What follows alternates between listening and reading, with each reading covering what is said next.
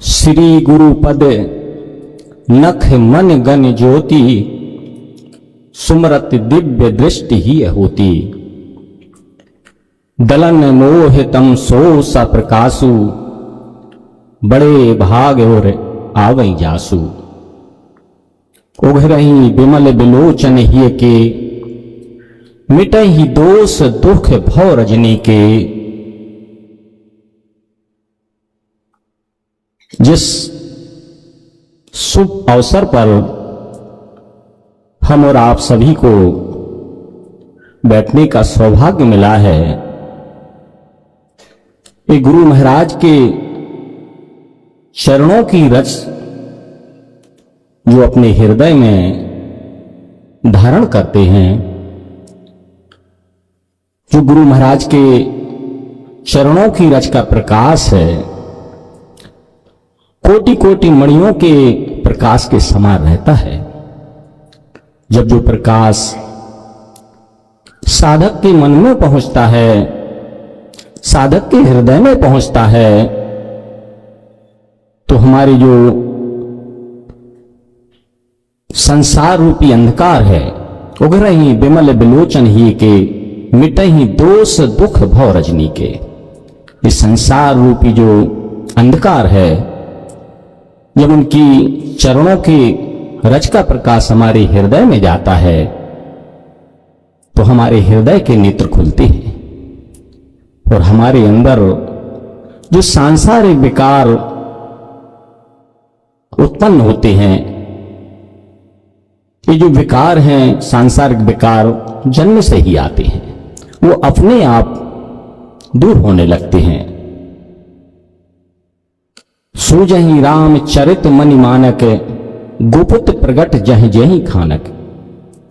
जब वो गुरु महाराज के चरणों का प्रकाश हमारे हृदय के अंतर जाता है, हमारे अंतर में जाता है, तो श्री राम भगवान के जो गुण हैं, उनकी जो रहनी सहनी है, जो उनके द्वारा उनके माता पिता गुरु के लिए किए गए, वो हमारे अंतर में अपने आप ही उभरने लगते हैं, दिखने लगते हैं। जथा सुमंजन अंज द्रगे, साधक सिद्ध सुजान, कौतुक देखत शैल बन, भूधर भूरी समान। जब वो गुरु का प्रकाश, उनकी मणियों का प्रकाश साधक के हृदय में जाता है, साधक सिद्ध सुजान, इसमें साधक को सबसे पहले रखा है। जब वो हृदय में प्रकाश जाता है, तो हमारे हृदय के नेत्र कैसे खुल जाते हैं, कब खुल जाते हैं, उसका हमें आभास ही नहीं होता। लेकिन ये होता कब है, जब पूर्णता से हम गुरु के सम्मुख होते हैं, गुरु की बताई हुई बातों को, उनके वचनों को हृदय में धारण करते हैं। जग में गुरु मुख शिष्य वही है, जिसने अपने मुख से केवल गुरु की बात कही है। हम उनके शिष्य बनने के लायक जब होते हैं, तभी ये हमें बात हमारे हृदय में वो गुण, वो जो वस्तु है प्राप्त होती है। उसके लिए जैसा गुरु महाराज ने बताया, ये जो साधना है गुरु महाराज की आंतरिक साधना है, रामाश्रम आंतरिक साधना, ये बाहर की साधना नहीं है। हमारे परम पूज्य चाचा जी के श्री मुख से कई बार सुना है कि जब हम साधना में बैठते हैं, तो अपने हृदय के द्वार, हृदय के दरवाजों को खोलकर बैठे। उन्होंने किसी मुख से सुना कि जैसे सूर्य निकलता है और हम अपने घर के खिड़की दरवाजे बंद किए रहेंगे, तो हमारे घर में वो प्रकाश नहीं जाएगा। ऐसे ही हम साधना करने उनके सानिध्य में बैठते जरूर हैं, लेकिन हम अपनी पूर्णता से हृदय नहीं खोल पाते। ये हमारे बस में भी नहीं रहता। कहते जरूर है कि खोल नहीं पाते, ये खुलते उन्हीं की कृपा से हैं। जब हम नित्य प्रति, जैसा गुरु महाराज ने बताया, उस साधना को करते हैं, तब ये नेत्र हमारे कैसे खुल जाते और कब खुल जाते, ये गुरु महाराज की कृपा ही से ही होता है। यह फल साधन ते नहीं होई, तो मेरी कृपा पाए कोई कोई। ये हमारी साधना का फल नहीं रहता। हम करते जरूर हैं, बैठते हैं, लेकिन जब तक उनकी कृपा, उनकी दया हमारे ऊपर नहीं बरसती, तब तक हमें उसका लाभ नहीं मिलता। गुरु महाराज समर्थ हैं, हम अनर्थ हैं, वे समर्थ हैं। उनको समर्थ मान के जब पूर्णता से हम उनके सानिध्य में बैठते हैं, तो हमें कभी ना कभी उन चीजों का भी आभास होता है, उपासना के भी दर्शन होता है। गुरु महाराज ने लिखा है कि जो हम साधना करते हैं, करते करते जब हमारी साधना दृढ़ होती है और गुरु महाराज की कृपा होती है, तो प्रत्यक्ष रूप से सगुण रूप से मानने वालों को सगुण रूप से और निर्गुण रूप से मानने वालों को निर्गुण रूप से हमारे सम्मुख आती है और ये उपासना का दर्शन होता है। ये उपासना का जो दर्शन है, जो गुरु महाराज ने उपासना की जो साधना हमें दी, वो यही है कि हमारे और उनके बीच में कोई सांसारिक चीज नहीं रहती। उपधन आसन, मैं बैठा हूं, मेरा इष्ट बैठा है। जब हम पूर्णता से उनके अधीन होकर के, उनको एक मान करके जब बैठते हैं, तो गुरु महाराज की कृपा इसी जीवन में होती है।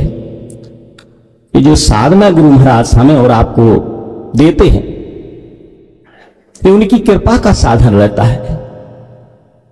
ये कृपा साध्य साधना है, इसमें मनुष्य का कोई वैभव नहीं रहता। हाँ, यदि उनकी कृपा होती है, दया होती है, तो निश्चित ही हमें दिखे चाहे नहीं दिखे, लेकिन सबको वो संसार में दिखने लगती है कि ये गुरु महाराज की साधना के साधक हैं, साधना दिखती है। गुरु महाराज ने जैसे बताया, हमारे शरीर में जन्म से ही रजोगुण, तमोगुण और सतोगुण रहता है, वो कभी खत्म नहीं होता। हम जैसे जैसे हमारी उम्र बढ़ती है, तैसे तैसे इनका भी प्रभाव पड़ता है। लेकिन यदि हम ऐसे समर्थ गुरु के दरबार में बैठते हैं, तो हमारे जो रजोगुण और तमोगुण हैं, उनका प्रभाव अपने आप कम होने लगता है और सतोगुण का प्रभाव हमारे मन पर, हमारी बुद्धि पर, हमारे चित्त पर अपने आप होने लगता है। लेकिन गुरु महाराज ने जैसे बताया, समय के अनुसार यदि हम इस साधना को करेंगे, तो उसका हमारे शरीर पर, हमारी बुद्धि पर, हमारे मन पर उससे ज्यादा असर पड़ता है। जैसे गुरु महाराज ने बताया, सुबह का समय, सुबह के समय की जो साधना रहती है, वो सतोगुणी साधना रहती है, क्योंकि 24 घंटे में जो सुबह के 4 बजे से 8 बजे का जो समय रहता है, वो सतोगुणी समय रहता है। जब हम सतोगुणी में समय में सतोगुण को धारण करेंगे, तो हमारे मन पर, हमारी बुद्धि पर, हमारे चित्त पर उसका असर अवश्य होगा। 4 बजे से 8 बजे का समय सतोगुणी रहता है, इसके बाद तमोगुण प्रधान हो जाता है। हम साधना करते जरूर हैं, लेकिन उसका जितना हमारे हृदय पर असर पड़ना चाहिए, उतना असर नहीं पड़ता, क्योंकि उस समय का जो समय है तमोगुणी हो जाता है। हमारे सांसारिक कार्य, सांसारिक बातें, वो सांसारिक प्रभाव इस प्रकृति पर भी छा जाता है। जब प्रकृति में वो प्रभाव रहेगा, तो हमारे हृदय में उतना प्रभाव साधना का नहीं पड़ेगा। ऐसे ही सायं का जो समय है, जिसे हम गोधूली वेला बोलते हैं, उस समय भी गुरु महाराज ने बताया कि उस समय जो साधना की जाएगी वो प्रकृति में उस समय भी सतोगुणी प्रभाव रहता है। जब हम सतोगुण में रहते हुए, सतोगुण समय में रहते हुए उनकी साधना करेंगे, उनके सानिध्य में बैठेंगे, तो उसका असर हमारे मन पर, बुद्धि पर और चित्त पर होगा। रात्रि में 8 बजे के बाद फिर समय रजोगुणी हो जाता है। हम साधना करेंगे, उपासना करेंगे, लेकिन उसका जो असर है हमारे शरीर पर, हमारे मन पर, हमारी बुद्धि पर उतना नहीं होगा। तो गुरु महाराज जी की जो बताई हुई साधना है वर्तमान कलिकाल के हिसाब से, समय के हिसाब से ही बनी है, और इतनी सरल और इतनी सुगम फलदायक साधना है जिसमें हम सबको बैठने का इस सुअवसर प्राप्त हुआ है। ये बड़े भाग्य से ही होता है। एक महापुरुष की वाणी है कि गुरु के जो वचन रहते हैं, माता पिता और गुरु, परम पूज्य भाई साहब से हम अभी सुन रहे थे कि इनकी आज्ञा में, इनको प्रसन्न करने में तीनों लोगों के सुख प्राप्त होते हैं। वास्तविक है। और गुरु का जो वचन है, गुरु की जो सेवा है, माता पिता की भी सेवा से बढ़कर है। जग में गुरु मुख शिष्य वही है जिसने अपने मुख से केवल गुरु की बात कही है। एक महापुरुष की वाणी है, गुरु वचनों को रखना संभाल के, गुरु वचनों को रखना संभाल के, एक एक वचन में गुरु के सार है। जिसने जानी है महिमा गुरु की, उसका डूबा कभी ना जहान है, उसका डूबा कभी ना जहान है। आगे उन्होंने लिखा है कि दीप जले और अंधेरा ना भागे, दीप जले और अंधेरा ना भागे, ऐसा कभी नहीं हो सकता। सत्संग करे और विवेक न जागे, ऐसा कभी नहीं हो सकता। गुरु वचनों को रखना संभाल के, एक एक वचन में गुरु के सार है। जिसने जानी है महिमा गुरु की, उसका डूबा कभी ना जहान है। ये गुरु महाराज के जो वचन हैं, उनकी जो वाणी है, यदि हमने उसको मानने का पूर्ण रूप से संकल्प कर लिया तो हमारे इस लोक में, इस संसार में कोई ऐसी वस्तु नहीं है जो हमें प्राप्त ना हो सके।